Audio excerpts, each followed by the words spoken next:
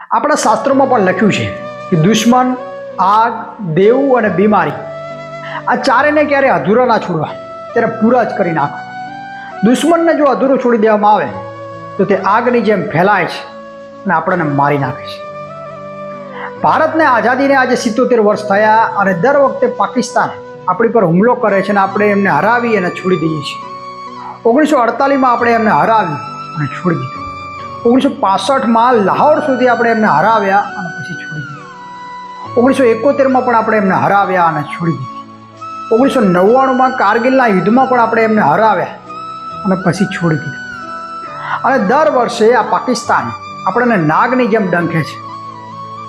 શ્રીમદ ભગવદ્ ગીતાની અંદર પણ ભગવાન શ્રી કૃષ્ણએ અર્જુનને એ જ સમજાવે છે કે જો તું કૌરવોને છોડી દઈશ તો તેઓ ઝેરના બીજ બનીને ફેલાશે અને આખા ભારત વર્ષની અંદર અધર્મની સ્થાપના કરશે. માટે હે અર્જુન, તું કૌરવોના અંતિમ વ્યક્તિને પણ ખતમ કરી નાખ.